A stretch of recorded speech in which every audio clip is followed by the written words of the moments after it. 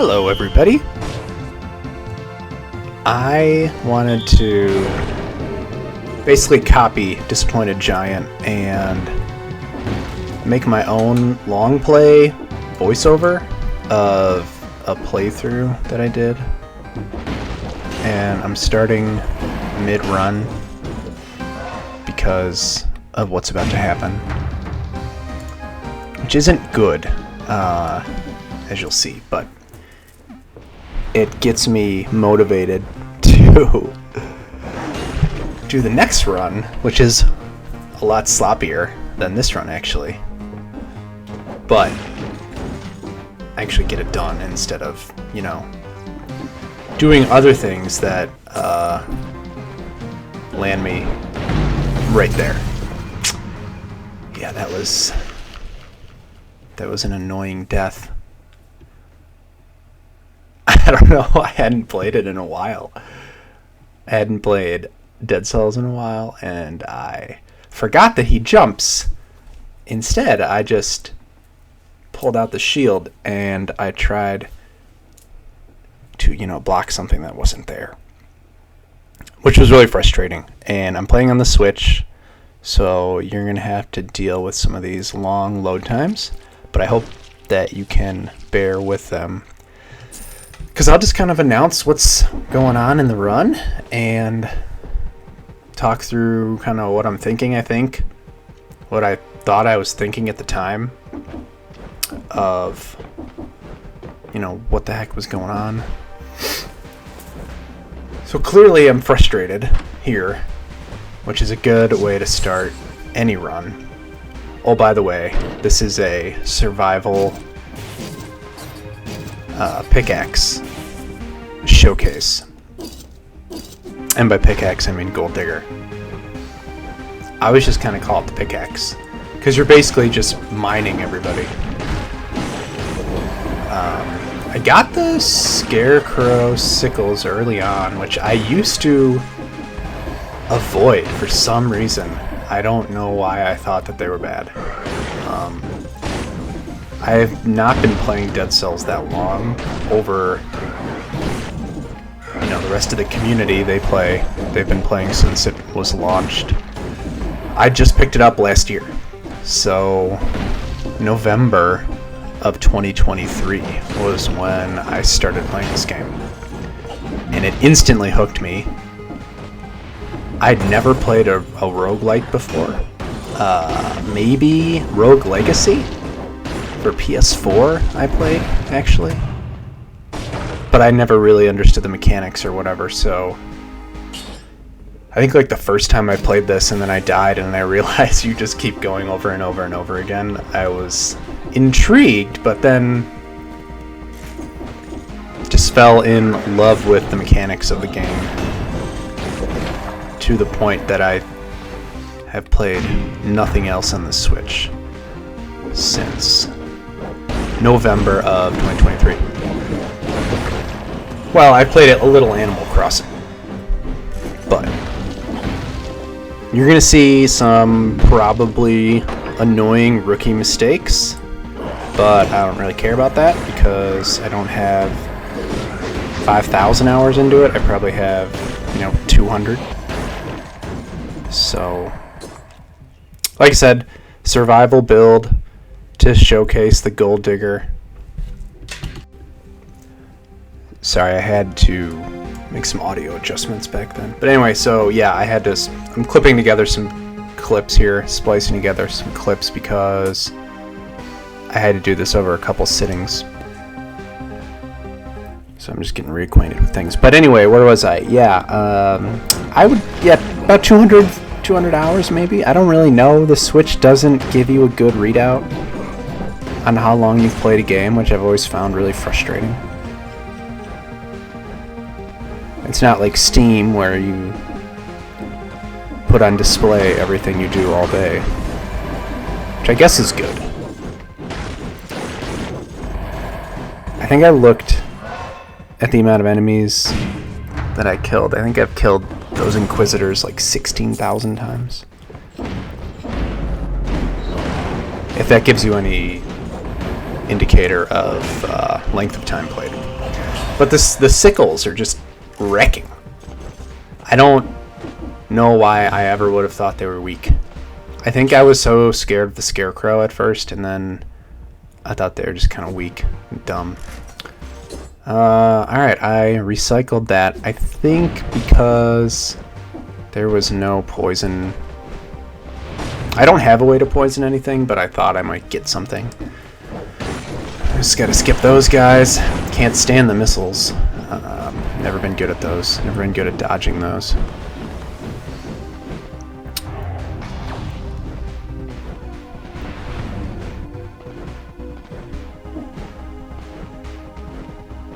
I don't go to the dilapidated arboretum often. This is also probably one of the first times that I've recorded a game session. Disappointing Giant has inspired me to not only record my gameplay, but then to watch it later. And not really critique myself so much as just talk through what I was thinking, how I was feeling about the run, etc.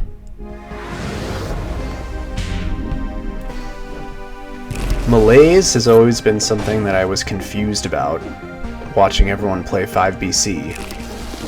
I did not know that it just... I didn't realize you stopped it, you cleared it by killing like X%, 90% or whatever of the enemies. And I thought when you cleared it entirely, which is also not true. You just stop accumulating it. So that first run I showed you when I died in High Peak Castle with 2 curse kills left, I had the legendary Giant's Fist? Giant's Fist? Now that I'm recording this in one go, I don't remember any of the actual names for some reason. Stage fright. But yeah, I had the legendary version which send out 2 fists, and it was dominating. And yeah, it was just a terrible curse for me. But I'm back in this run with a vengeance because that was so upsetting to me. I hadn't really gotten that upset about Dead Cells in a while. I think because I'd put it down for a little bit while I did other stuff, but so then I picked it up and I expected to be just as good as I was, which is a fair assumption. Those little buzzkill guys. They remind me of Flying Brains from Keith Courage in the Alpha Zones.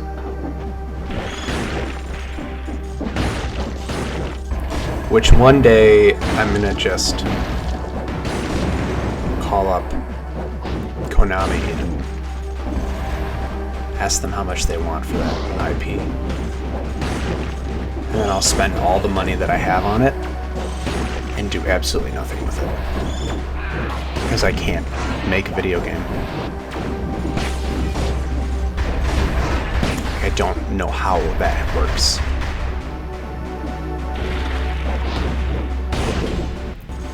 I found Toxic Sewers to be the hardest level in the game. Because you're early on, you're underpowered most likely. You maybe have 4, 5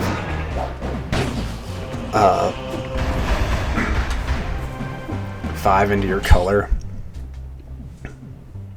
I've gotten 6 once, I think.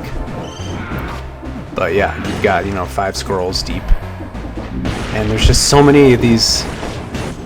Well, the scorpions obviously are, they spit that stuff. But the guys that make the little things swim around them and fly around them, they're not fun. The Rampagers aren't as bad as they once were. Once the timing gets down, you're pretty safe from them. But once they start slashing you, it's sort of a... you can't get out of it, and you're in it for the ride, and you just hope you can survive it.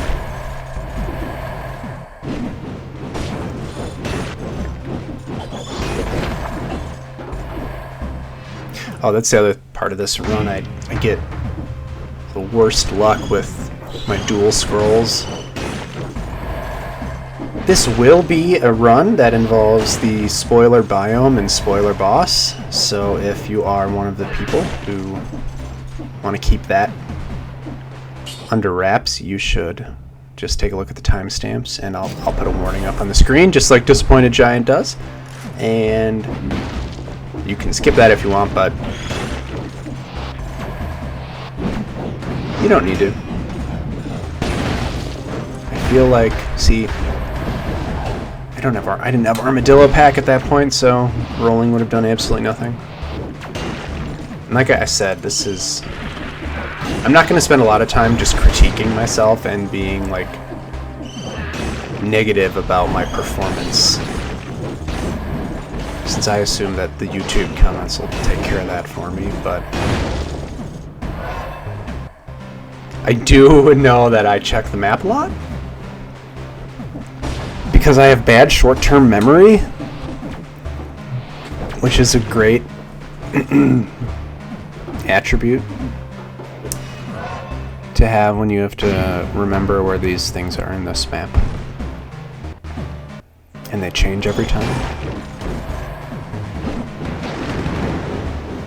So the cluster bomb is something I don't usually get. And I do end up switching it out in a little bit.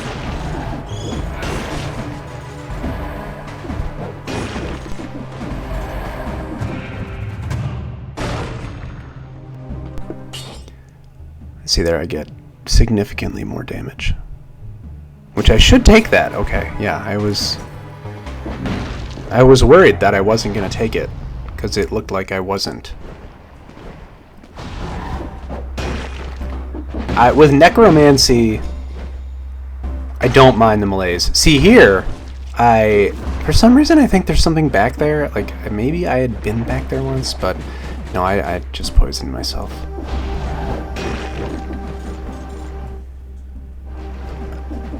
I think you'll find that I do a lot of self-detrimental things during the run, mostly related to poisoning to kill my kill streaks. And this guy is the champ here, this little ice shield and armadillo pack, which I don't have yet, but I think if you're not playing Armadillo Pack with survival, you are missing out on a really forgiving mechanic that can help a lot of people like me get past 5BC, or beat 5BC at least. This was the original build that I used to beat 5BC for the first time, which is why I wanted to show it at least on a video, because I hadn't seen all that much about it. Now maybe because I'm 6 years late to the Dead Cells party, and everyone knows about Gold Digger being super OP later on in the game when you are just smashing everybody in one hit on the later biomes. Well, ideally,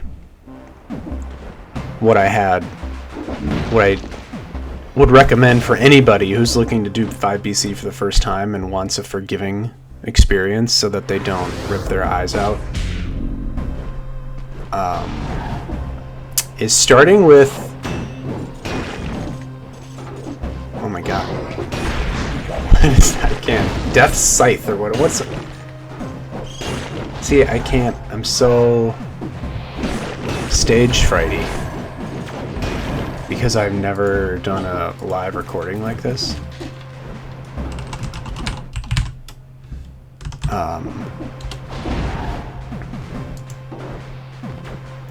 I forgot the name of the best weapon in the game for the early game.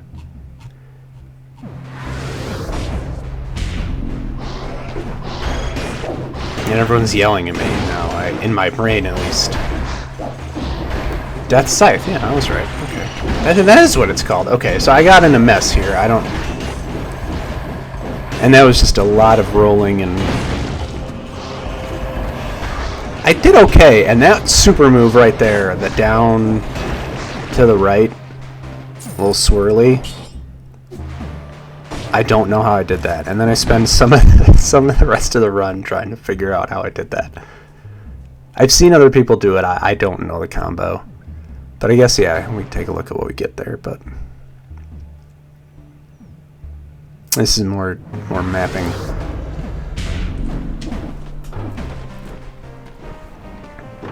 I'm constantly afraid of mimics. I don't know what you're supposed to look at to know what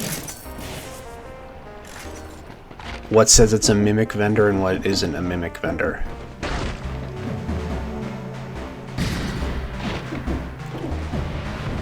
But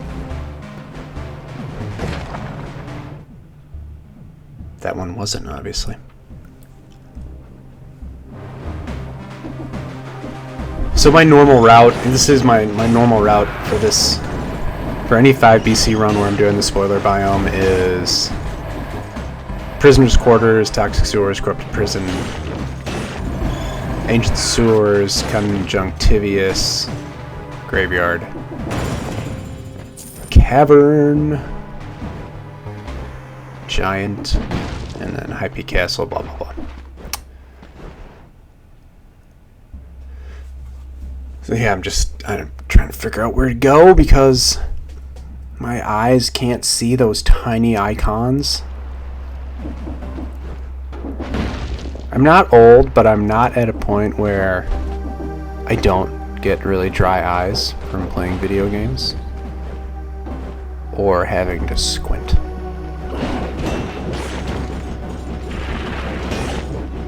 See, I mean, right now, even like once we're above the 12K, getting the crits. As long as you don't make a foolish mistake, like, you know, letting melees build up an insane amount so everyone attacks you super fast, the attack speed of Gold Digger, I think, is on par with brutality weapons across the board. Not like, you know, the super high rate of hitting, I don't know, twin daggers or whatever, which I never really use those, but I think they're fast. I don't think that Gold Digger is slow at all. The criticism of survival slow weapons, I mean, that's obviously true for some of them, but not Gold Digger. It just crushes things, and you feel like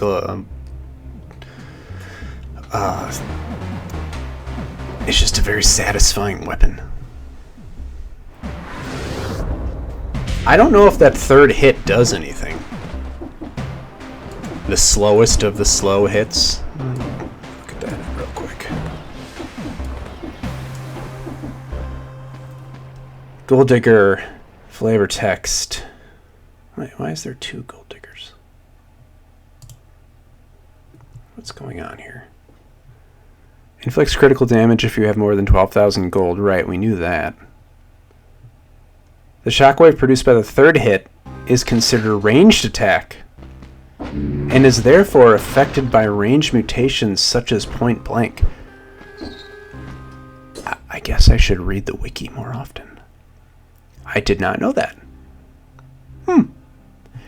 In its improved form, works flawlessly with Instincto, since all the hits are critical hits. Also a good tip. Didn't know that. It's one of my favorite weapons, and I don't know how to use it.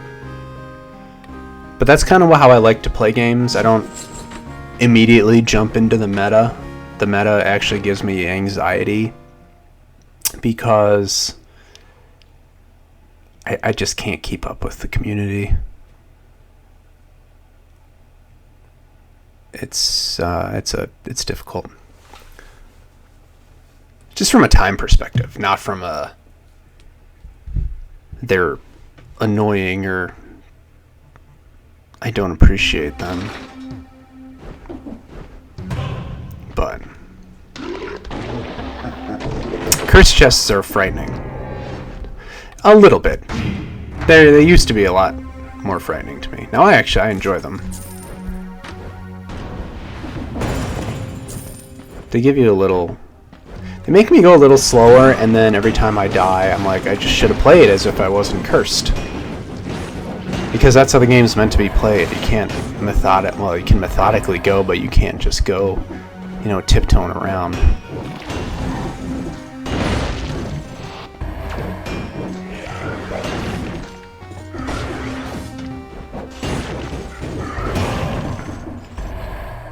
So that was quick. That worked out well. And here Armadillo Pack is just doing work. I remember this biome now, and I get destroyed. So I think I get hit here, turns around. I think I get hit on every bird I face. See, I get hit twice. And this is what I'm saying with the forgiving nature of this build. Or any build, rather, that is survival.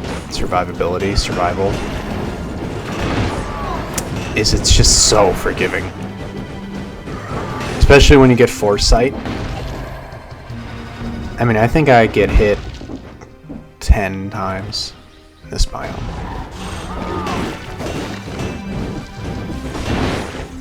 Maybe every encounter. Let's see. Let's see how many encounters I go without getting hit.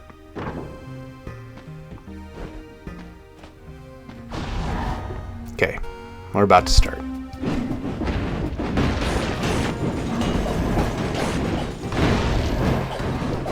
I guess that's one encounter, I guess. Multiple enemies, one encounter.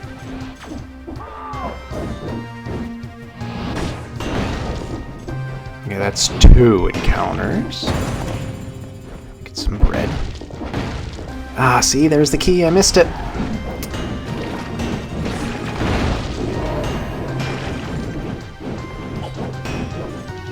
Three. 4. Nope. Okay.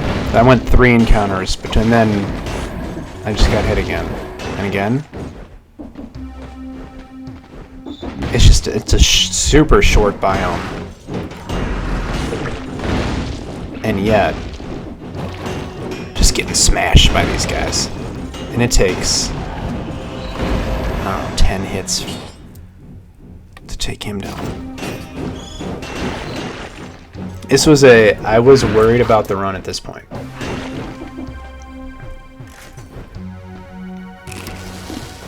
But then I'm like, oh good, I have foresight. I should be fine. I can tank a hit. No big deal. And now I'm building this up as if I get a giant hit on me, and I don't even remember if I do.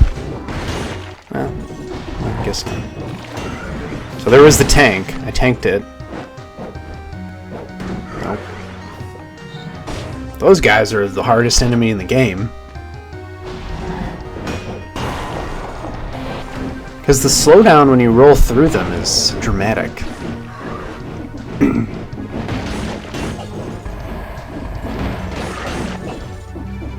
We're back up to 50 plus. I feel like I get down much lower than this. I'm not. Oh, there it is.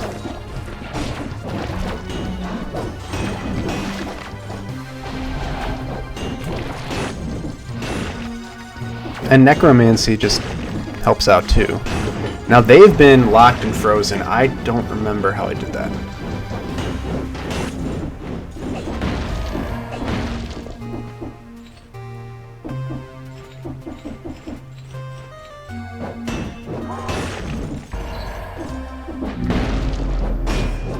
I'm gonna make quick work of this dude.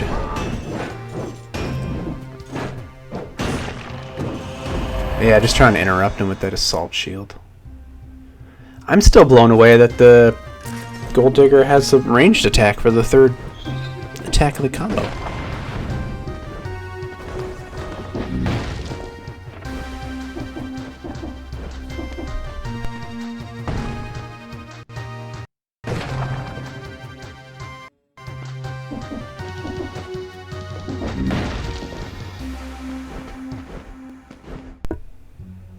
Yeah, and see now, I just have to get back the key. Mostly just for the money reasons. I don't really. Oh, see, I forgot to get. Yeah. I don't like them. Those whales. I have names for everything, mostly because I don't know the real names. Archer. Robin Hood. I think that's it for enemies here. The birds.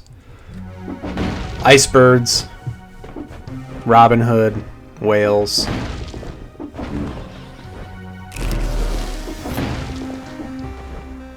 Oh, I get, yeah. Ancient Sewers is a fun one in this run because of the malaise. It gets up there. What else can I learn about things I don't know about this game?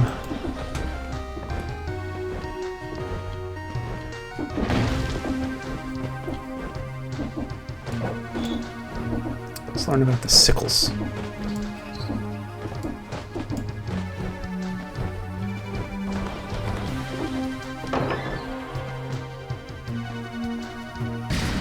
I thought about taking that Savage Bombard?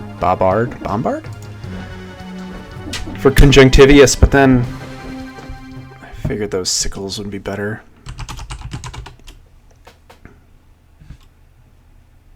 Alright, Scarecrow's sickles. Let's get some useful information about them. When used, the two sickles are thrown in an arc. Yeah, they come back after 2 passes.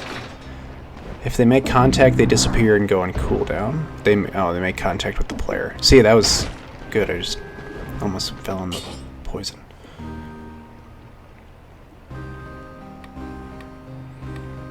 Oh.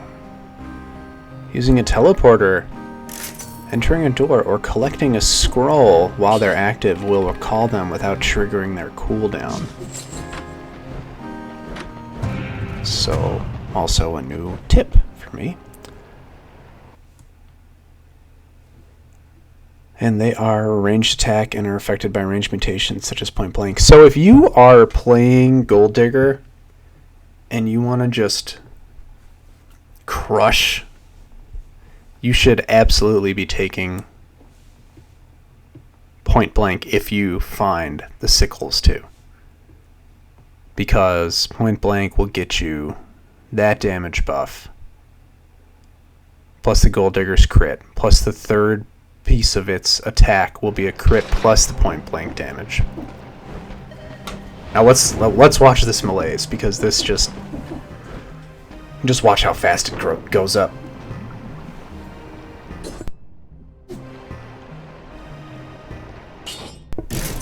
I was deathly afraid that was a mimic. It was because the Gold Digger was struggling on the last biome.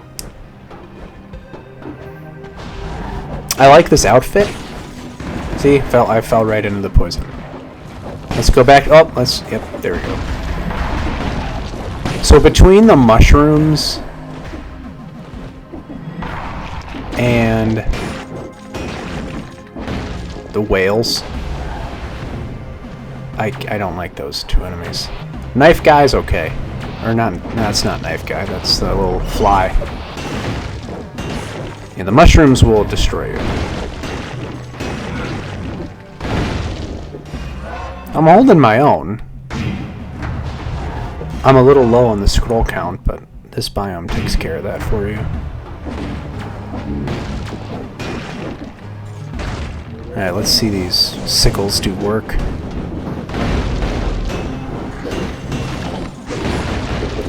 Just Ice Shield is dominating.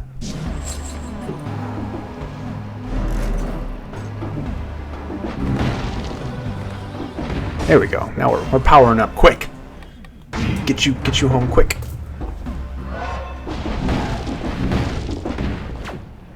I don't know why I don't switch off of Foresight. You get in these modes and you don't know what's happening. I think that's part of why. Yeah, this is a disaster. That's probably part of the reason I don't normally do well is I kind of get tunnel vision and I forget my surroundings a little bit, so I forget what, like for instance, if you go way back to the beginning of this clip, see, that's just rolled too late. I mean, too early. Lost 15% of my health for no reason. Traps, I think, are the... There's a lot about this game that's hard. I guess I don't have to keep going, that's hard. Well, that's a hard thing, too. Oh, these are hard. Traps are tough. Yeah, well... But traps are tough. I don't... For a while, I just refused to do challenge rifts. They eat me alive. See, armadillo... Here we go. What was I trying... I was trying to literally just go through that. Well, sometimes it's hard to see what's actually happening in the level. There's a lot going on the screen. Unlike Prince of Persia, the rogue. Not a lot going on the screen there.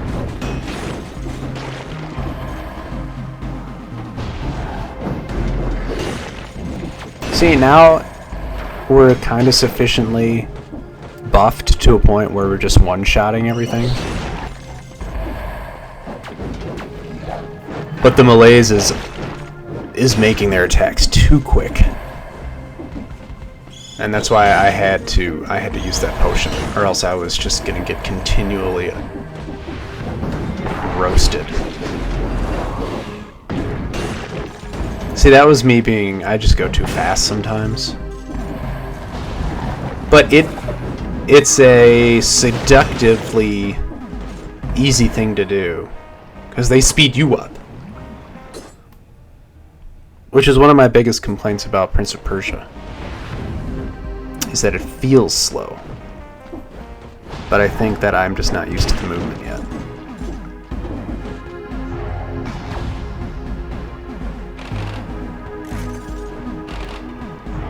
Like, I really want to like Prince of Persia.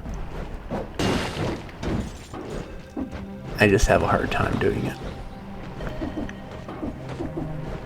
Right now, it is fun, it feels good. Granted, I've only played maybe 15 minutes. See, so here this is a concerning area, and then I just jumped down into that fray without a plan of any kind. And come out relatively unscathed. I don't know what my health was going into it.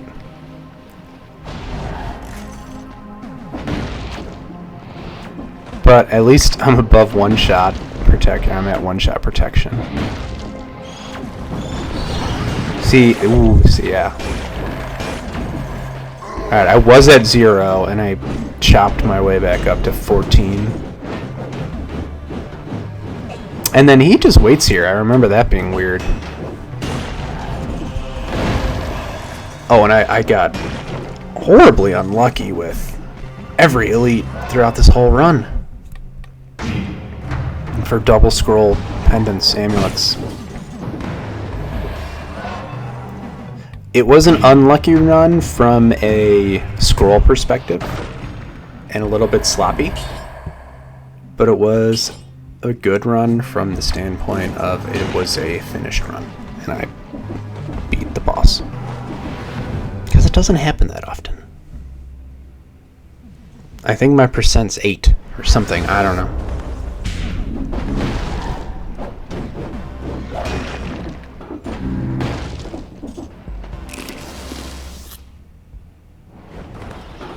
And it's funny because when you're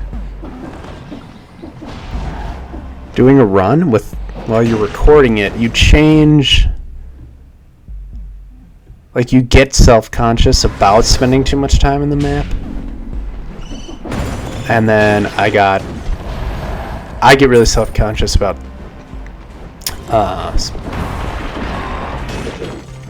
the slams. Like, I feel like I was slamming too much downward slams. And I was so afraid I didn't even want to move. I was right next to those spikes, so I just homunculused it.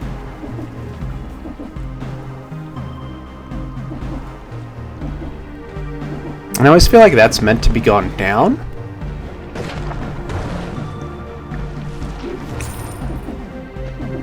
I think this is my first dual scroll that actually was survival. So I'm a little calmer now.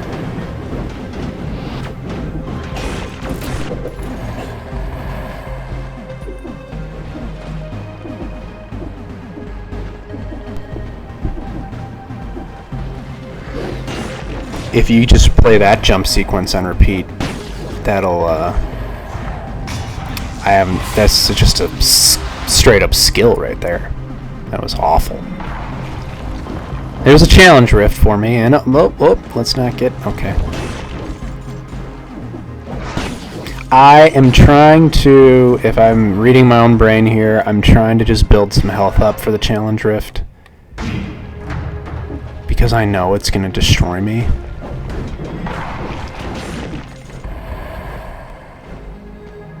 I don't go in it yet. I do a bunch of other stuff. See? Oh, that's why you don't slam.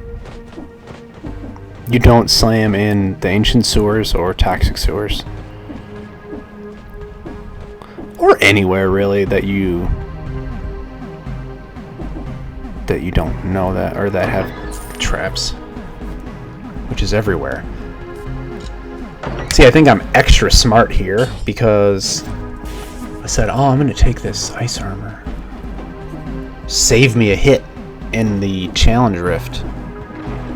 Which it might, but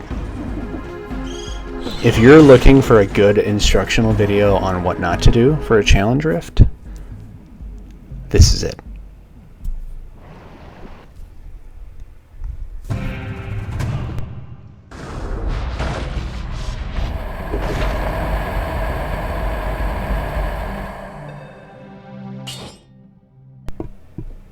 I think I do end up getting, yeah, I think it's a 2-jump one.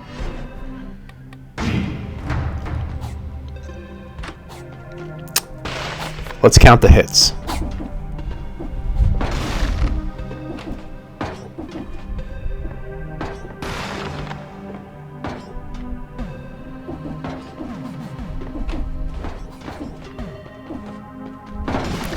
Oh, okay, thought that was going to be, oh, there's one. 2.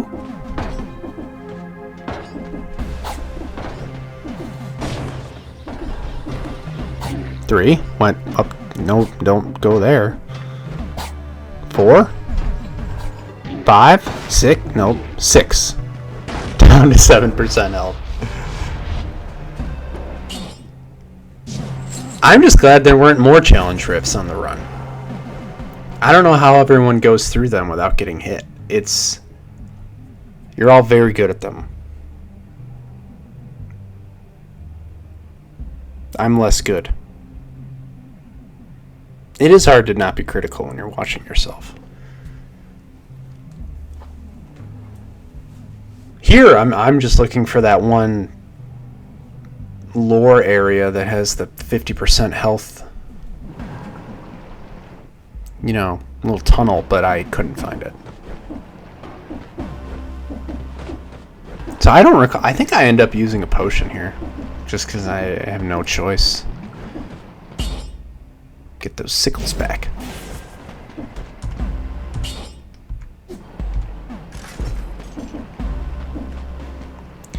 Back to Prince of Persia, the Rogue.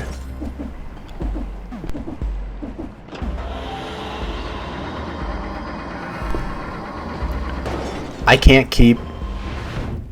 I forget the company that we're supposed to be mad at. I don't know. I think it's Evil Empire. Or motion. I see. Who's wind? Is Windblown the one from the one? See, I don't know. I think Motion Twin kept Evil Empire's game alive, right? So Motion Twin is making Windblown. Motion Twin wanted to continue the dev of Dead Cells, but Evil Empire pulled it.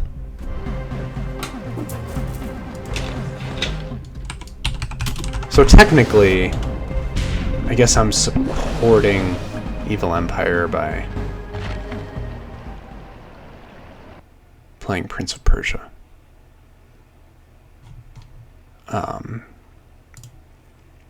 But I don't know.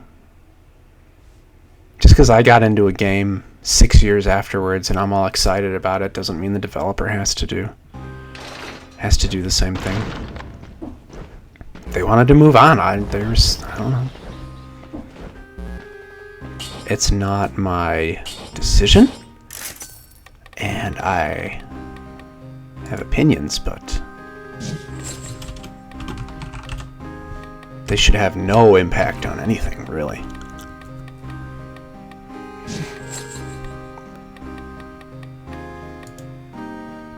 Dead Cells designer livid at former studio for ending support for the worst asshole move imaginable.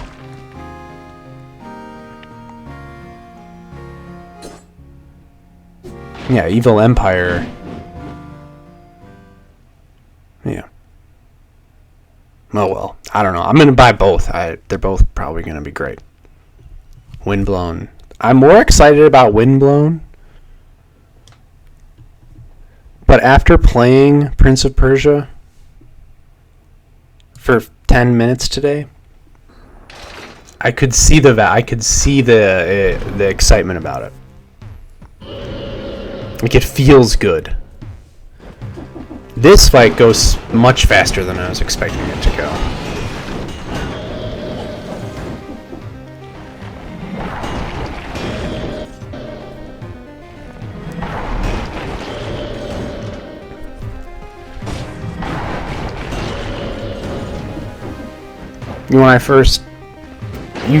You don't realize that the tentacles take his health down.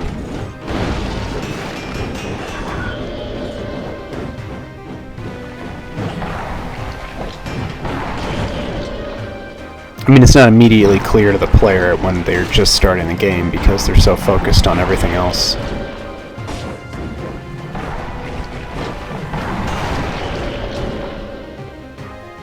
I don't really enjoy this boss. I don't like this part because sometimes, and you'll know what that was just a horrible parry opportunity missed.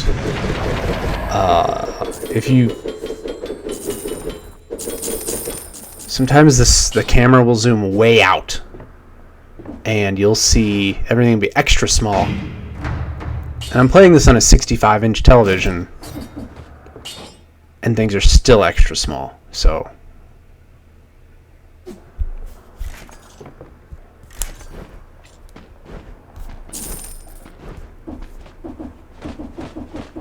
I do like it. It's good on the Switch. The Cavern takes forever to load, and the rest of the loading times are annoying. But, you know, like anything, the portability of the Switch is great. It looks good.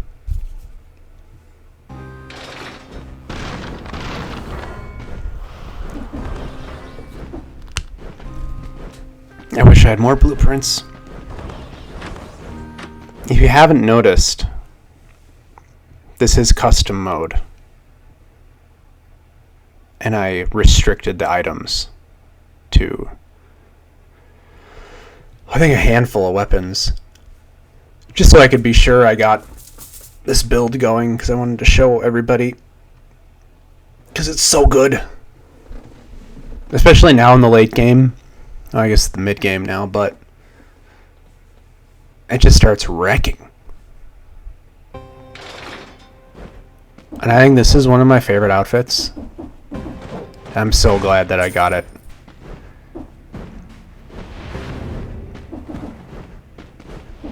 The fashion game is, for real, the end game here. I just gotta unlock those. I don't know, I have a lot left.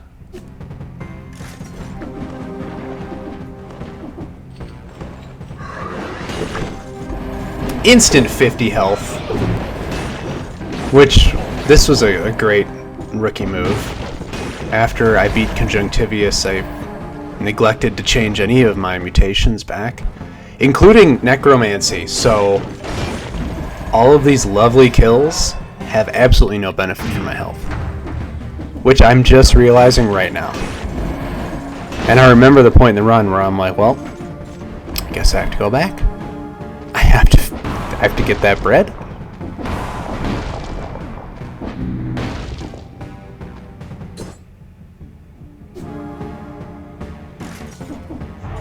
Even on 5 BC, I feel worse having used a potion.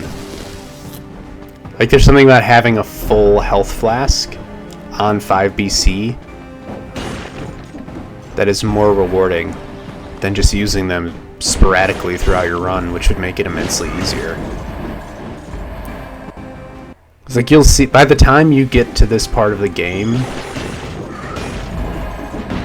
on 5 BC, you're not gonna need your health flask that often.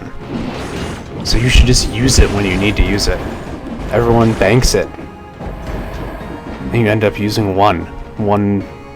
Or you just save it for the boss, really, and then just go extra conservative. Which I get to. Like, I'm not gonna not buy the extra flasks now when I get them. For me, the 5 BC runs just revolve around 1, having a flexible build that'll forgive my constantly getting hit.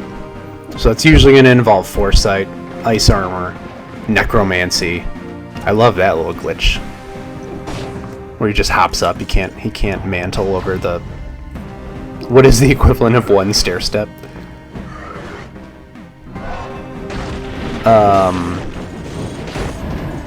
But yeah, Ice Armor, Foresight, Necromancy. Soldier's Resistance has been a go-to of mine for survival builds, because it's hard to argue with 40% extra health.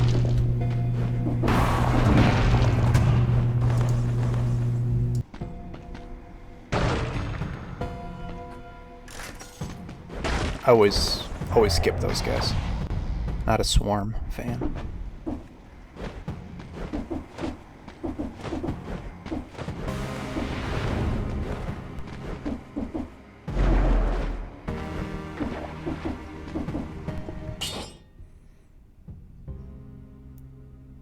I'll often not go up here because sometimes it's just not worth the time. But sometimes I get worried that by the time I need to reset my mutations at the end of the run, I won't have enough money. That's just the general anxiety kicking in about what's about to come.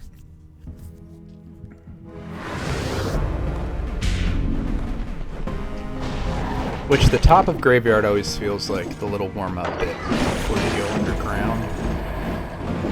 And then once you go here, that's when the actual level starts. The mobs get hectic. I'm just panic gold digging at this point.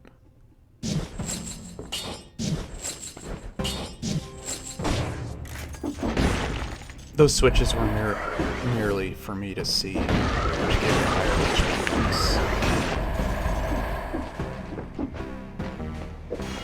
But if you are not an expert Dead Cells player like I am not, just watch this Gold Digger run. It makes the game a lot more more forgiving and easier. It's just such a powerful survival weapon. And survival's already giving you the easiest playthrough and chance of getting all the way to the end.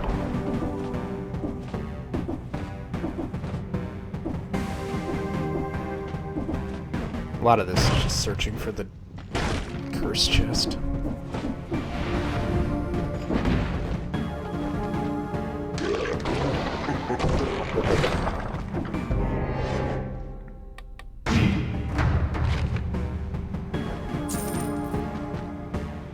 I've never liked holy water.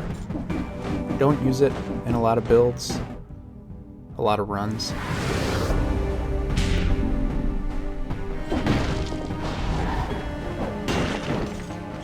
I see the anxiety get up. So feeling good at this point. 7. Top gets us down to 4, 3, 2.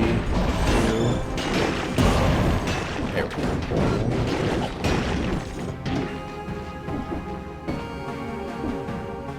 Always got to remember that axe comes back.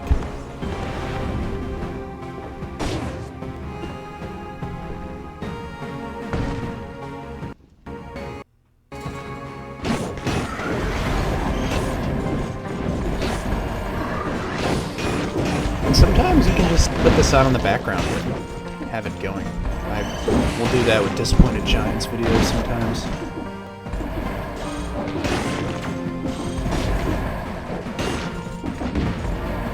Though I wouldn't say I have as nice a voice as he does for voiceover work. Alright, so that got us up back to 3.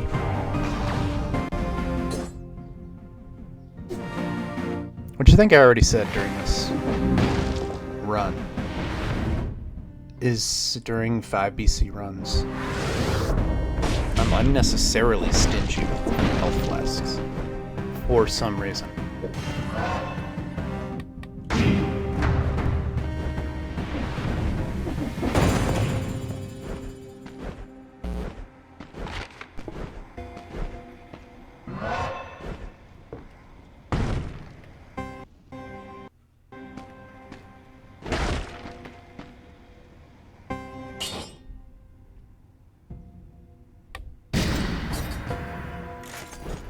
Big fan of the spiked shield.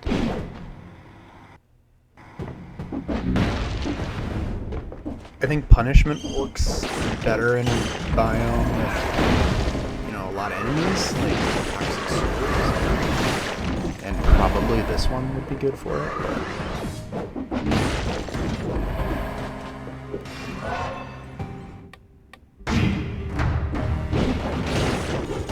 I see scroll fragments as rocks. They do not look like paper. Are they supposed to be paper bits?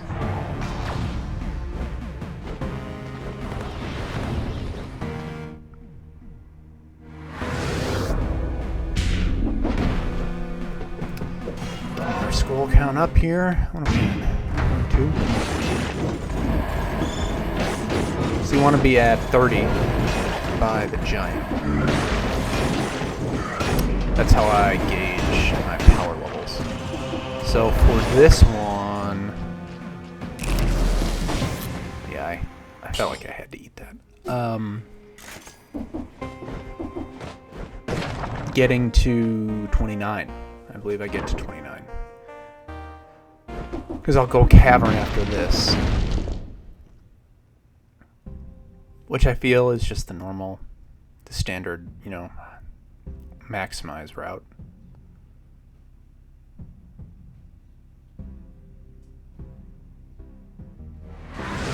You can read people's minds when they're on the map.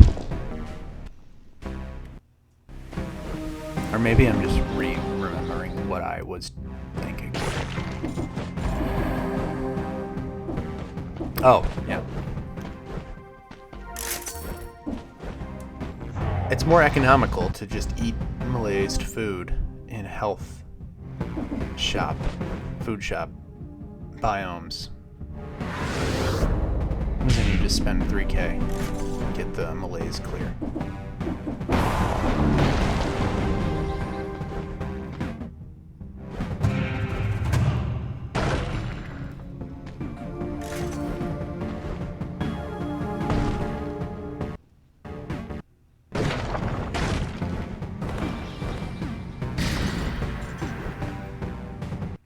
It would be nice if Death Scythe scaled up, as well as Gold Digger. I love that weapon. It's for sure a crutch. In early game, Death Scythe is a blessing.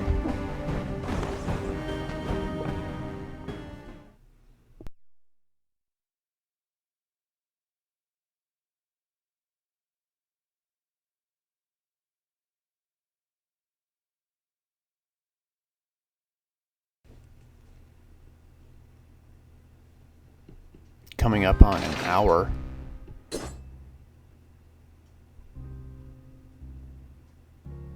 I don't know what I was doing in this pause menu.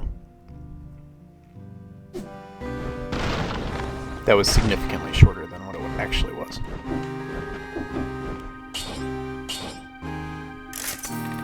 Yeah, I think I reset here. I get full Necrom or full Soldier's Resistance.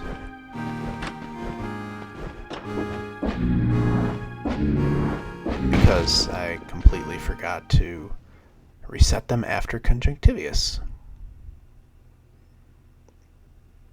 Oh, that's why the load time was so short. We weren't loading Cavern, we were loading Passage to the Cavern. So if we are 57 minutes in actual time, 33-minute playtime. I didn't know it was like 2-to-1. A little less than 2-to-1. But that could be because I was dilly-dallying between areas. I don't know. This is consistent with what a normal load time is on Switch for Cavern. That was... Let's look at the timestamps here.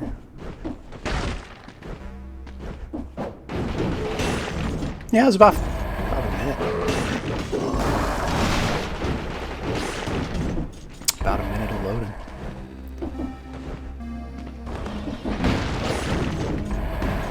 The armadillo pack after those explode is very important to my survival. And look, I'm one-shotting the birds. And those giant bears. These guys, not so much. They're a little more armored up.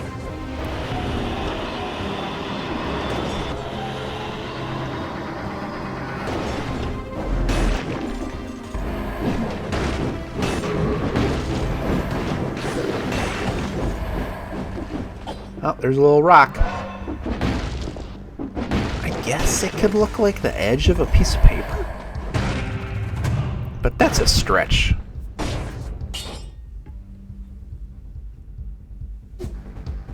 Are scrolls actually solid pieces of...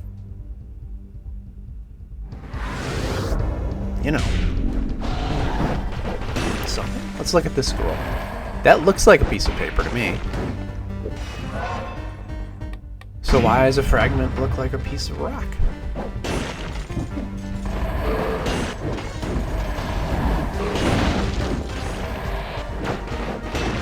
I don't have a good grasp on the lore surrounding this game. I don't typically get into the lore of games. I don't care about it. I played Destiny forever, and I couldn't tell you who was what. Half the people... I mean, I just skipped every cutscene. Didn't care about it. It's like this game. I don't care about story so much as I care about the feel of the playing. And Destiny had an amazing feel. Best feel of a first-person shooter I've ever played. And this has the best feel of it, 2D side-scrolling game that I've ever played. I feel if I went back to Symphony of the Night or any Castlevania, which is the most relevant comparison I have for this game, they would feel very slow. And I think that's one of my worries with Prince of Persia, though since I made my initial statement related to Prince of Persia earlier in this recording, I've since played that for a couple hours here, and I can tell you that it does not feel slow. There's a lot of bugs because of early access, but I think when it's done and they can get the amount of polish that they got on this game, it's gonna be a nice game. It's gonna be nice. The music is so good. The opening area in Prince of Persia, before you actually go into it, the first biome, that song is incredible. Incredible. See, I don't even, at the point with these builds, you don't even care if you get hit. You can be as aggressive as you want, real sloppy. Getting hit with things. Rolling around like a dummy.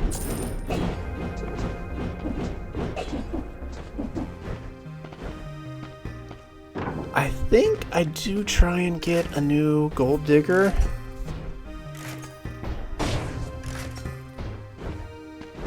Yeah, I guess not.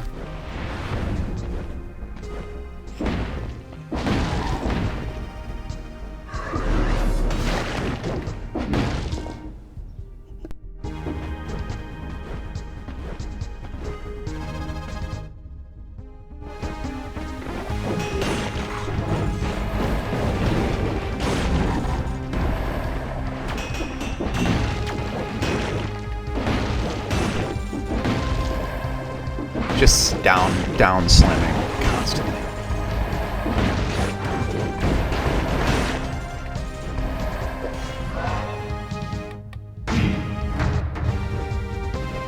Though the biggest complaint I do have about Prince of Persia, which I could just make a Prince of Persia video. I probably will, actually. Because I don't mind the format of this. I don't mind just watching myself play a game and talking. I'm low-key secretly using it as a way to get better at just talking for long periods of time. Because I think that that's an important skill. That some people, once you get in the mode of talking and sharing your opinion, you kind of gain confidence that way.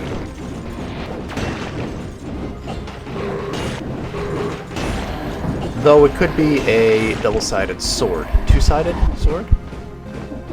Two-sided blade? Double-edged sword. Because you're in literally an echo chamber, where you just hear yourself. You have no feedback. So you can go down dangerous rabbit holes. And then you put it online and it's there forever. Not worried so much about what might be said, so much as just bizarre places you could go in a format like this. But I guess it's no different than a podcast.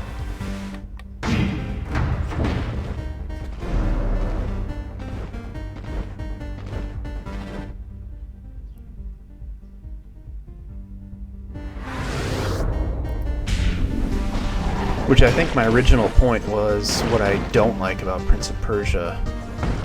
And the answer to that is, it's zoomed out so far. Everyone is so small. Like the characters, the sprites.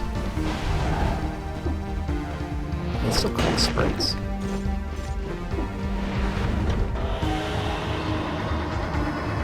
This is a good zoom. I would say the main character takes up maybe a sixth of the available height. I think that number on Prince of Persia, if I were to look, that's some screenshots I have from that game. And I have videos too.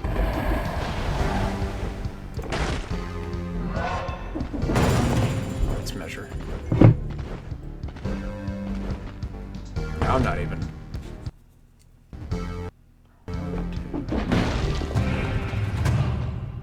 Maybe 8 or 9, I'd say, on the available real estate for Prince of Persia.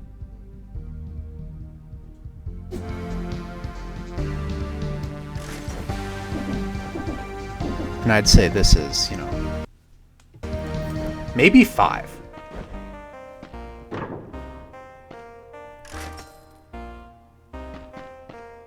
I might just pull in a comparison screen.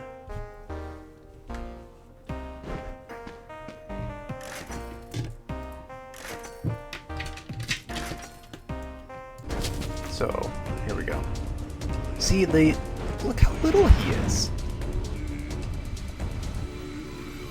You could fit 6 of them stacked on the top. This was, I was capturing a bug, because there's no audio. And there's some other stuff, but look how little he is. And you get back here, and you got... He said he might be double the size. And I think it just keeps you in the action a bit more. I don't know. Just my opinion.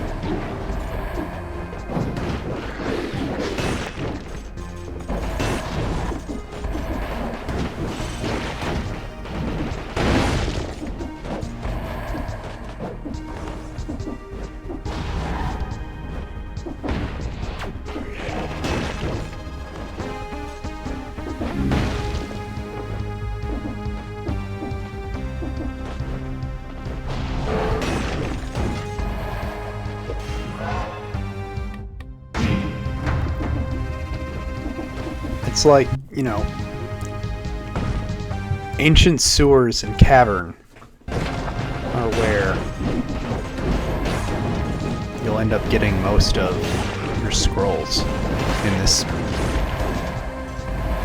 this pathway anyway.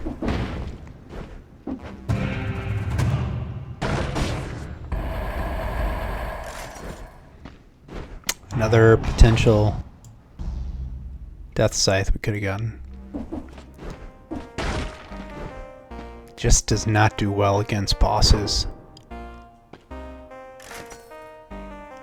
I wish there was more use for a root grenade.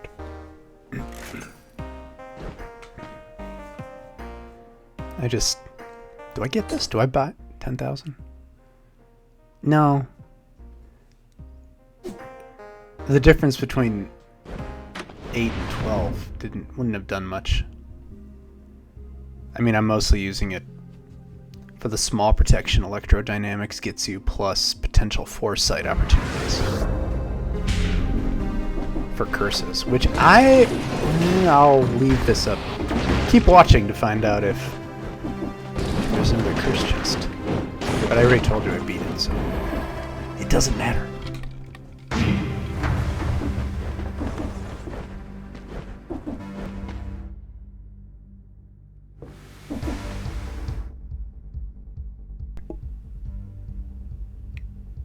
A lot of map stuff going on. I should probably just edit that out. But I won't.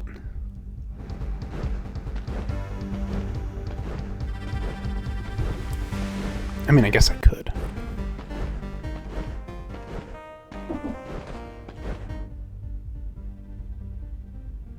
Hour and 10 minutes. It's a long video.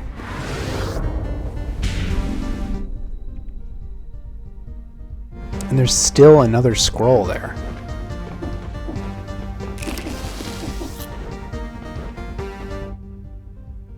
Cavern might be too big.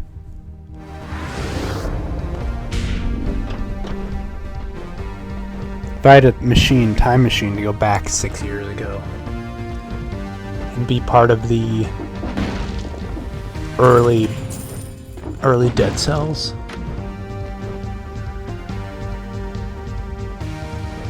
I would have argued for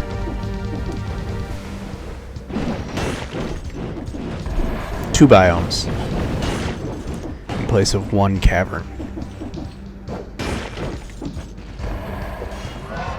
It's too big. And if this was a day and age where we weren't where we are with the amount of quality of life changes that were made, and dare I say, easier difficulties that we're in today, based on what I've read and seen of early Dead Cells, Cavern would have been a controller against the wall place for me. More so than it already has been. Now my favorite boss fight of all time. I think it was one of the first that I went flawless on. Because there's not a whole lot of real estate to move around in. With a good build, you can just destroy them real quick. The first flawless boss I did accidentally was Death. It was with Penchaku. And I think I must have had combo on or something, but it just melted him. Alright, here we go. This isn't the best fight.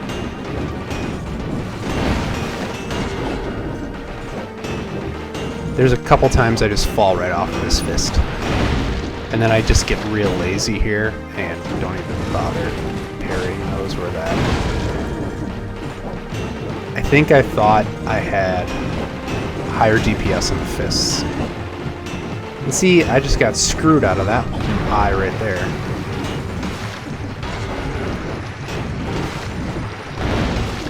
Lost like 9% in health. See, I'm just falling off. Just getting too anxious, trying to go too fast.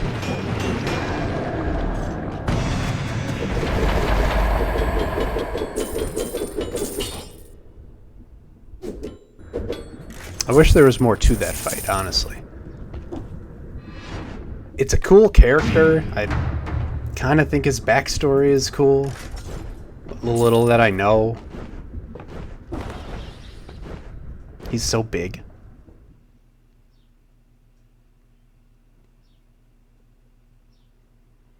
And you go from Cavern, which is massive and super long, to High Peak Castle, which is short, relatively short.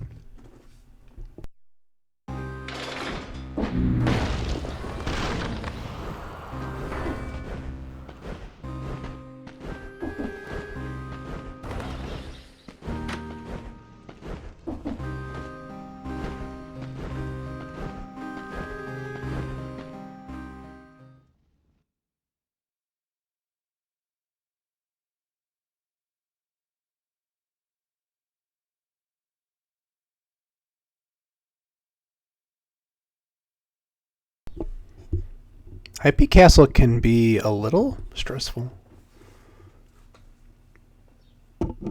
On earlier BCs, it was stressful.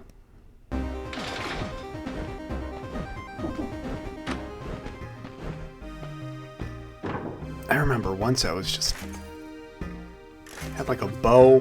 I don't remember what bow. Before I used shields. Oh, I did get a new. Did I? That's worth it. Pick it up. Yeah, there you go. Just that little bit of DPS increase would have been beneficial. It's not like I didn't have money.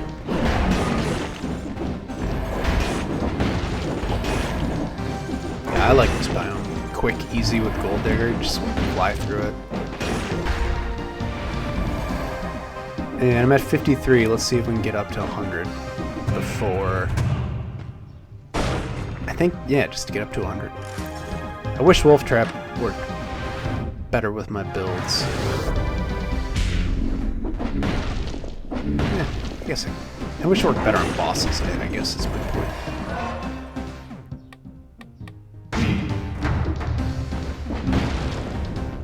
I should be at 30. 31.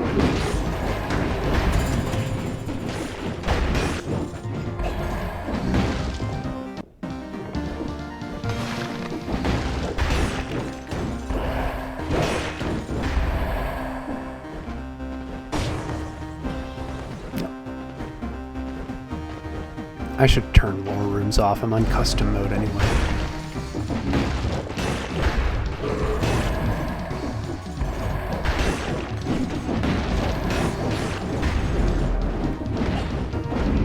I get hit here.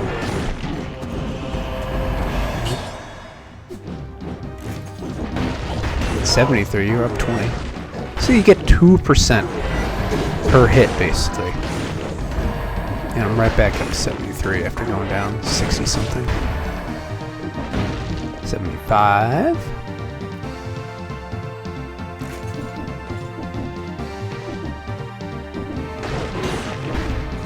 And for such a hard game, I don't know why you wouldn't choose this build if you are trying to beat it for the first time or just messing around and want to relax.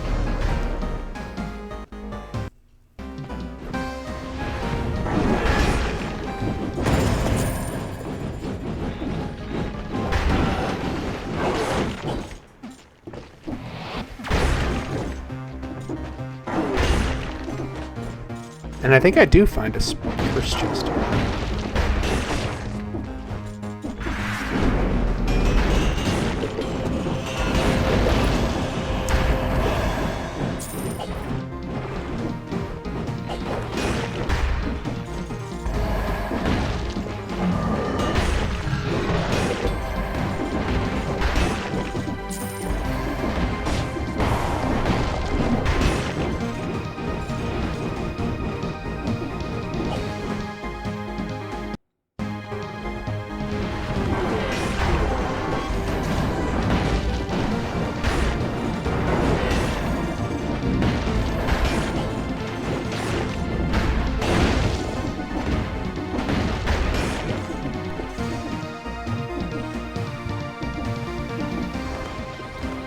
I'm also a big fan of meat skewer.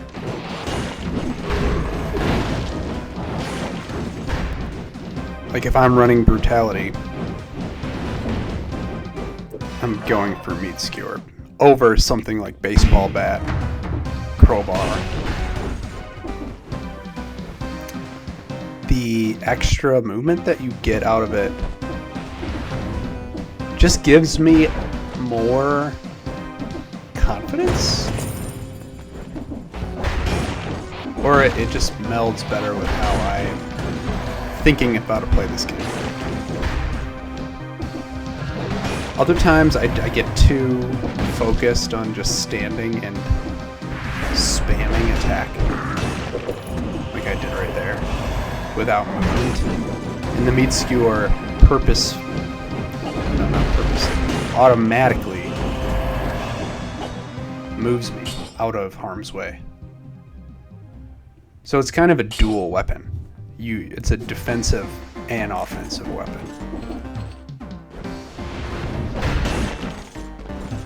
So it's Gold Digger top tier, S tier for me with survivability, and then Meat Skewer for brutality. And I've never beaten 5BC with tactics. Don't understand how to beat bosses with a tactics build. I mean, I'll try it one day.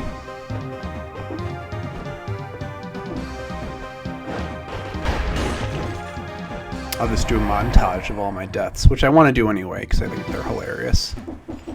I used to get very upset after I died, but I don't anymore.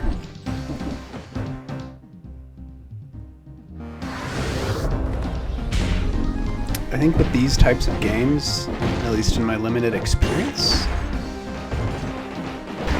at first, because you're so institutionalized to feel like death is a negative thing. Oh, see, I did find a chest. in games that you get so frustrated. But then you realize that eventually you will beat it.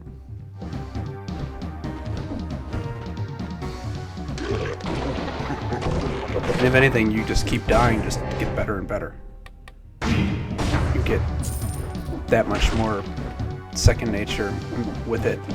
You get muscle memory kicks in. I don't even mind dying. Now, that's not true when you get to the final boss. Spoiler boss. As you'll see, I turn on infinite deaths right before that. Just because I don't have unlimited time and I didn't want to waste an hour. Well, coming up on like an hour 20. Especially after that death here because of the curse. This is basically full circle on where we started the video.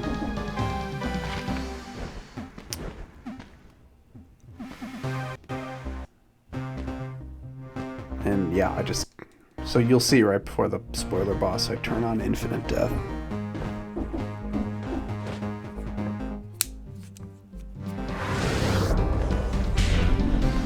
Or maybe I'll edit it out. Trick everybody. Splice it all together.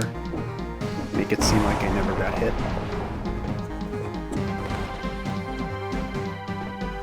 No, I won't do that. Plus, I just told you anyway. So there's no putting it back in the bag now. Cat's out of the bag. Big reveal.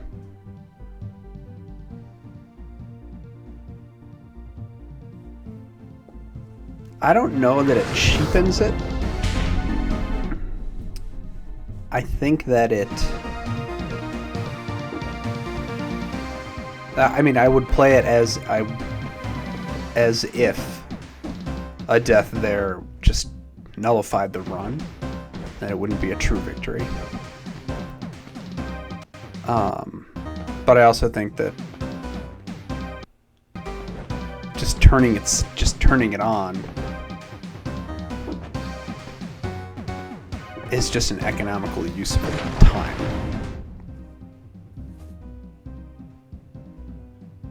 It's really less to do with like cheating.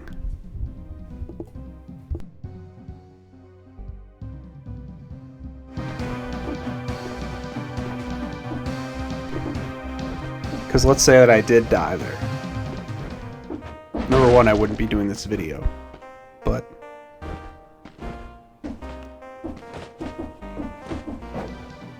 I don't have a ton of time to just start over and run an entirely fresh run.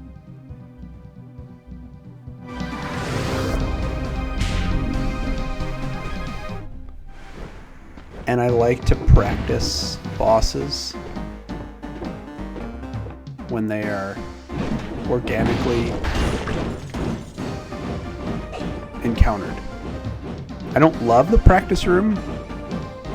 Number one, because load times are awful on Switch, but it's just too artificial. Like, you just pop up everything, and yeah, I mean, for the most part, you're gonna be at 33, 34 scrolls when you get to the spoiler boss. I mean, I wouldn't go above that. But there's something more, like I said, organic about it. You have you're warm, let's put it that way. You're not going in cold. Like, at this point, my hands are a little bit crampy. So you get that going, you get sort of the whole experience of the run. And then, yeah, if you die, you die. And then it just turns into practice. But if you don't die, and I say it counts. Until you get to a point where you know for a fact that you will win. Which I don't know that anyone ever gets to that point. I mean, there's unexpected things that happen all the time, but you get somewhere where you're 90%. To me, that's a guarantee. Like, I still get hit by the spoiler boss. I'm not flawlessing. Well, I'm not flawlessing any boss that you see. Those have always been. Like, I don't know that I've ever. Yeah, actually, that's not true. I organically flawless to death. And no, I think that's the only one.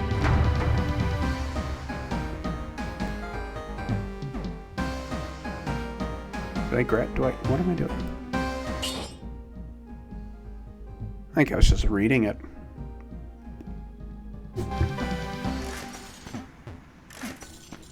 So here we are, 33 by Hand of the King. And I think I probably get up to 34 in the spoiler biome. Now, am I running around here? Where am I going? To get food, maybe? What's my health? Oh yeah, 94. There it is. Get back up. 100.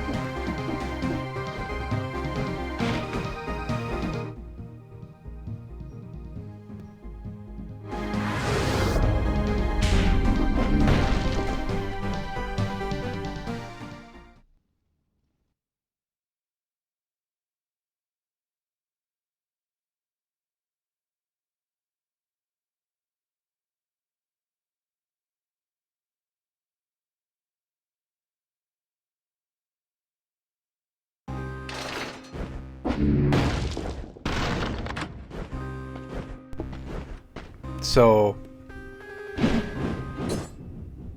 as long as you're, you got 16,000. Alright, see here I showed there's nothing.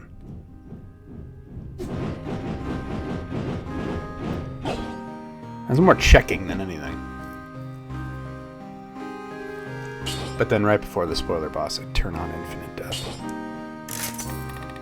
Oh, I was only at 4,000 there. Okay. So 4, 8, and 8.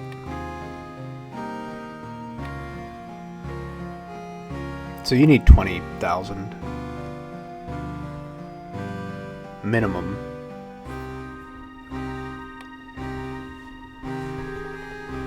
To get through the last part if you're gonna adjust your mutations.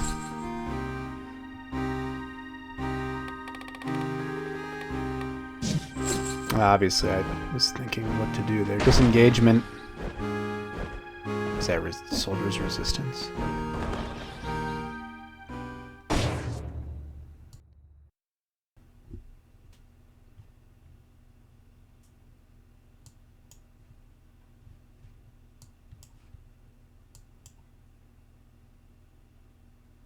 Gotta love the switch load.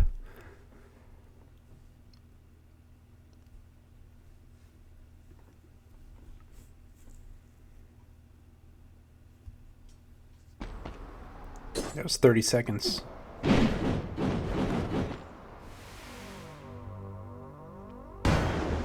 I just wish boss fights lasted longer. They become so fast in the later game. Although I'm not, you know, melting him by any stretch of the imagination. I think I get whooped here.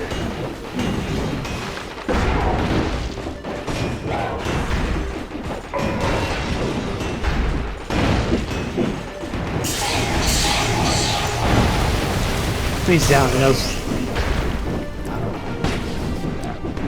30 seconds.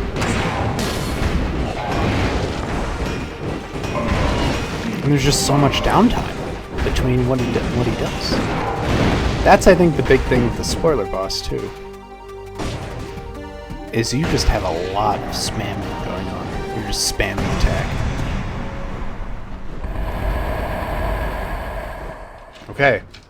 I'm gonna put up a disclaimer.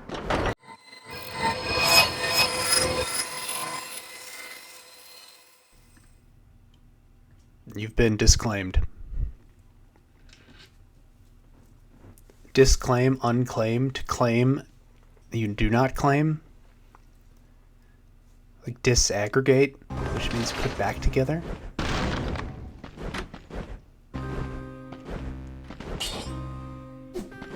Disdain?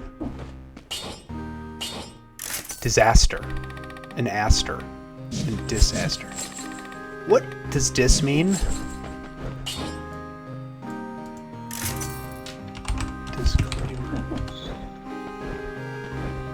A statement that denies something.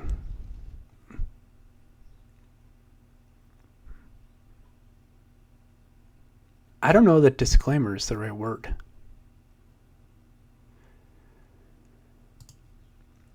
Disclaimer is any statement intended to specify or delimit the scope of rights and obligations that may be exercised and enforced by parties.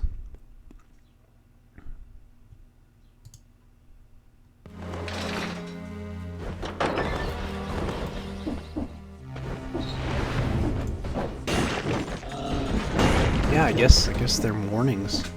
But I don't know how dis falls into that.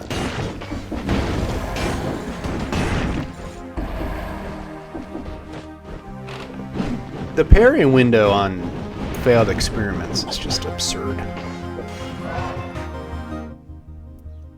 I was afraid of them when I saw clips of 5BC, but then once you fight them, they're just slow, lumbering beasts that don't have any...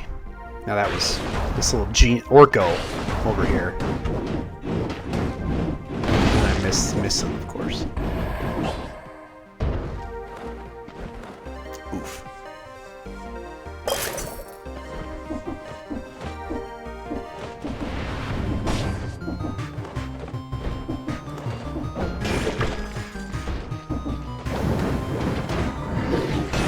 Oh, you renounce your own. Yeah, you're renouncing your own. So how does that mean a warning?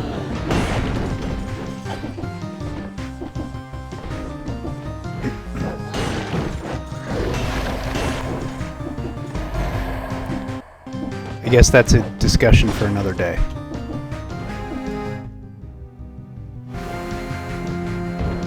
The originate... I think it's etymology? The etymology of words, brought to you by me playing Dead Cells. I think this biome has the best enemies. They're kind of funny. They're like, you know, lighthearted. Got that little book guy, librarian, little dude running around with the decoy.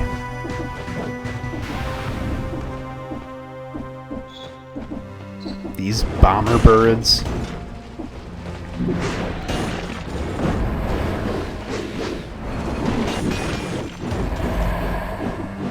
They're like the ones that are on 3.5 that aren't out for console yet. These little cursed dudes. I like the look of them too. Ones that can just curse you by one or two.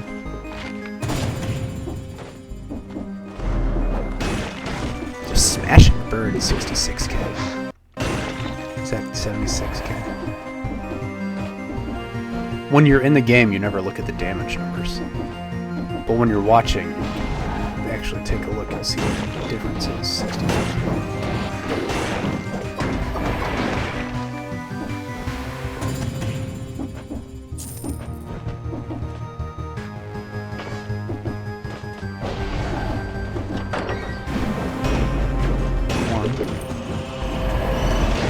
So that second hit did substantially more damage.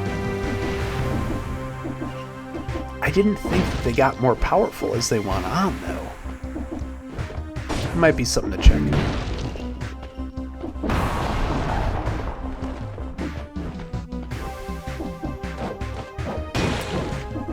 I remember I get lost in here. This is also a biome that I think is too big. Or not big, rather just not linear enough to make any sense whatsoever. Other than go right.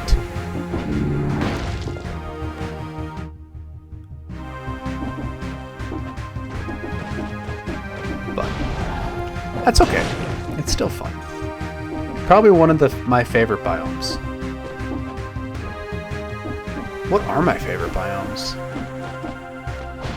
Cavern, except it's too long. But I just like the aesthetic of it. It reminds me of Lava Reef Zone from Sonic 3, which is why I like it. But Dead Cell specific biomes, favorites, I would say, yeah, Astrolab is gonna be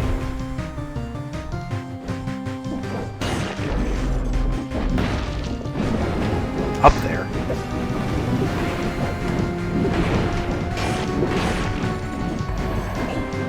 Is it weird to say I actually really like Forgotten Sepulchre?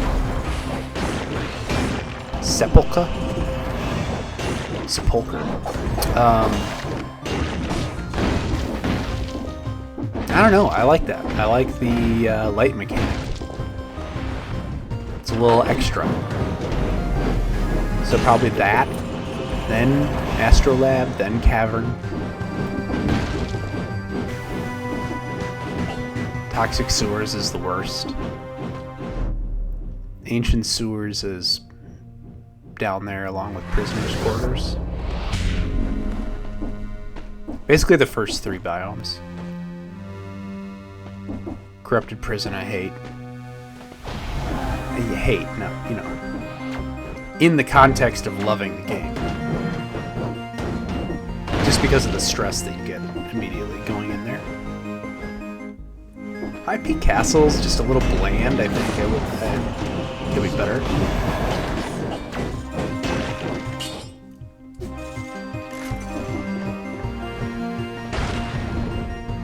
And then you got the ones no one goes to, no one ever goes to. By no one, I mean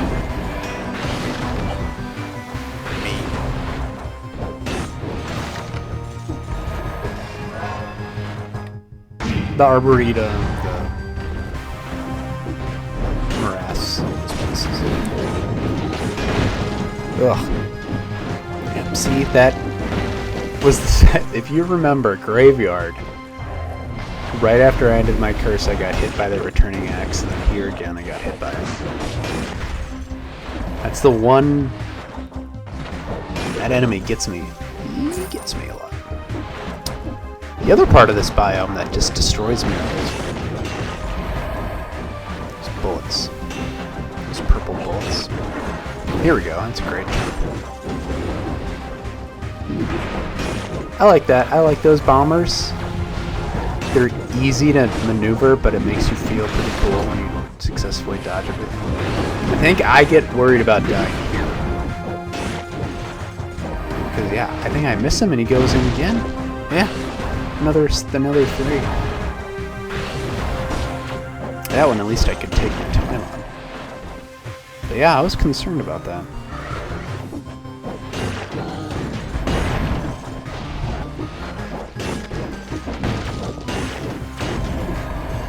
And then you got Necromancy getting me back up to where I need to be. Oh yeah, C34, 6-6, that's a good ending. Scroll list.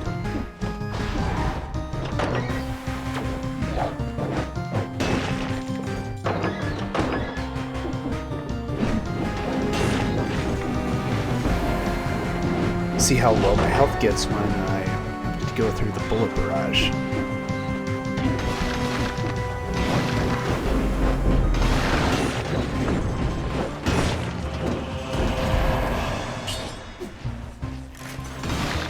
And just one dual survivability scroll, give me 35. Ooh, nice. Or even a triple, give me up to 36. See, what are you doing? Just jumping around? 6K, and that was the second strike of the combo. So they must go up.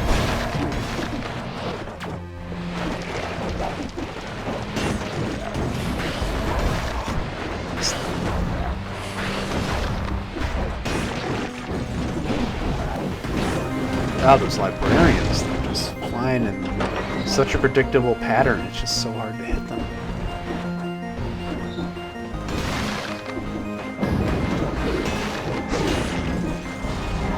Did I lose health?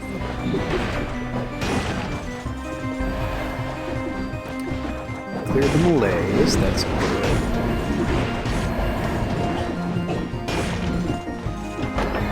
Oh, that was the first hit. It was 91. Yeah, I think then I just go... Oh, I get these two guardian keys, and then I go get some food, get some dinner before the two robbers come to steal things out of my house. Home Alone reference. Start eating macaroni and cheese at 9 o'clock when someone's supposed to come at 9.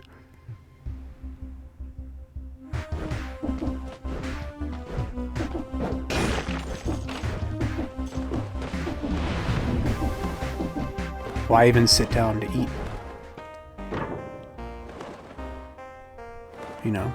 You know they're coming. They're going to be there in 0 minutes, but you took time to light candles.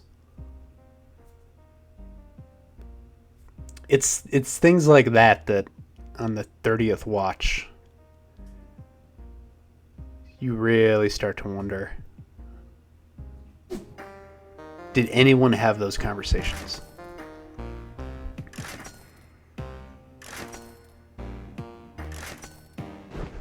Or like, wouldn't you watch it with such a critical eye? They'd be like, why would he do that?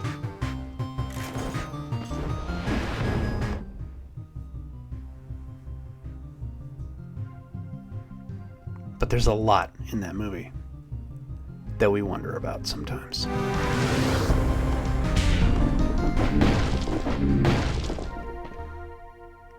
Which is, I guess, one of the other benefits of having... Oh, I just bought the whole thing. These long-form playthroughs where you're not specifically talking about what's going on the screen, because that would get boring for everybody involved. I'm going to ride this elevator up. Yep. Okay. It's up. Jumping up. Yeah, see, that's awful. But it allows you to kind of flow with the conversation that you're having with yourself. And you get to a point that some of your opinions get to come out. In a forum where it's not forced and you're not on the clock to have certain things said at a certain time. And there's no expectation of what you talk about, so I don't know, it's actually kind of nice. For once. And I don't really have to think about what I'm saying. Do I put disengagement on? I probably should, yeah. Just because I'm not so confident that I'm not going to die. See, here we just turn this back on.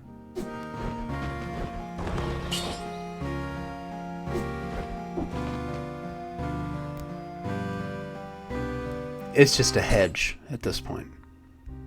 And I got all the way here, so what do I care? Just turn it on.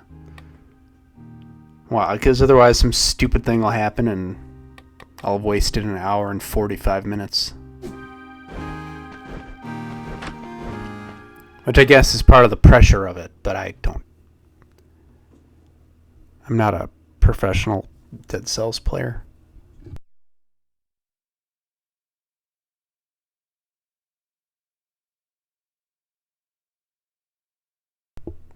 I do like this boss.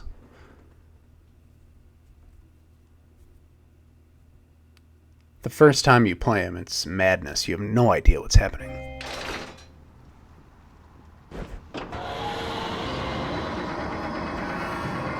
I like the little suit I got on, little outfit.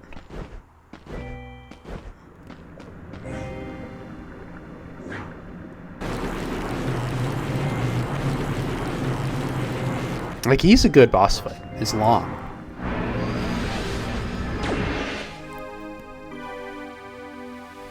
But But like I said, there's just tons of opportunities to constantly slam them. But Armadillo pack doing great work right there.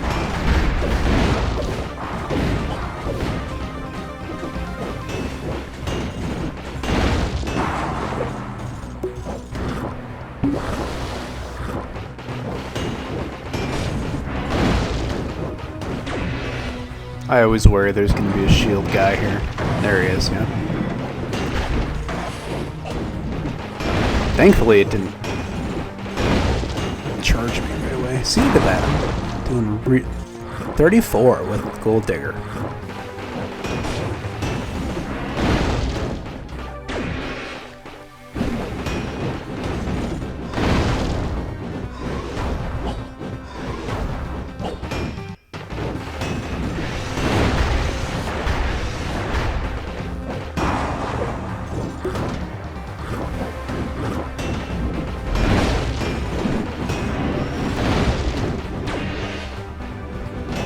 Whenever he spits that potion out, I freak out. And then I forget what button I used to heal. And that's why right now I can't figure it out. And then I just 2 hits and he's dead. So, there you have it. The Gold Digger showcase shows how forgiving it really is of a weapon when you pair it with Necromancy. And maybe that's really the true hero here, is just Necromancy all the time. Necromancy's Soldier's Resistance gets you where you need to go. So thanks for sticking around if you did. Hour and 47 minutes, that's a long time. See you later, everybody.